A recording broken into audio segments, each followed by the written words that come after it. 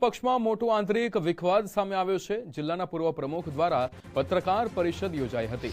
ઉત્તર ગુજરાતના અગ્રણી નેતાઓ દિલ્હીને ખડગેને મળ્યા હતા, ત્યારે અમિત ચાવડાના સમર્થનમાં આગેવાનો દ્વારા રજૂઆત કરવામાં આવી હતી। ચૂંટણીમાં ટિકિટ ફાળવણી બાબતે ગંભીર આક્ષેપો થયા છે। અંગત સ્વાર્થ માટે નબળા ઉમેદવારો પસંદ કરાયા છે। જિલ્લા પ્રમુખે સંગઠનનું કામ ન કર્યાનો આક્ષેપ થયો છે। ત્યારે નિવેદન પણ સામે આવ્યું। દોષનો ટોપલો અમિત ચાવડા પર ઢોળ્યો તે ખોટો છે। વિધાનસભા ચૂંટણીમાં સમાજના મતો અપાવ્યા હતા। લોકસભા ચૂંટણીમાં ધારાસભ્ય પૂરતા મત ન અપાવી શક્યા। નેતાઓ ટૂંક સમયમાં રાહુલ ગાંધીને મુલાકાત કરશે, ત્યારે હાઈકમાન્ડ સમક્ષ આ સમગ્ર મામલે રજૂઆત કરાશે। પક્ષના આંતરિક કલેશથી રાજકીય માહોલ ગરમાયો છે।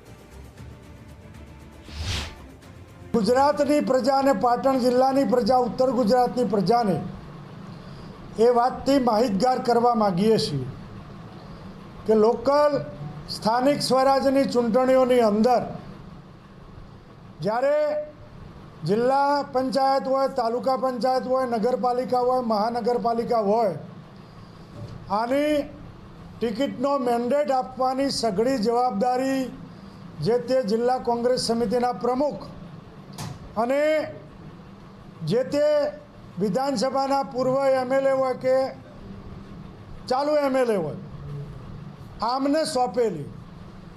ત્યારે આ લોકોએ કોંગ્રેસને મજબૂત જો એમને કરવાનું હિત અહીંયા વસેલું હોત તો અમારા ગુજરાત પ્રદેશ કોંગ્રેસ સમિતિની પીએસસી કમિટી છે। આ કમિટીની અંદર જિલ્લાના એમપી આવતા હોય, એક્સ એમપી આવતા હોય, એમએલએ આવતા હોય, એક્સ એમએલએ આવતા હોય, જિલ્લા કોંગ્રેસ સમિતિના પૂર્વ પ્રમુખશ્રીઓ આવતા હોય, સેલ ફ્રન્ટલ ડિપાર્ટમેન્ટના વડાઓ આવતા હોય। આવી મહત્ત્વની કમિટીની જ્યારે મિટિંગ થતી હોય છે ને એમાં નક્કી થતું હોય છે।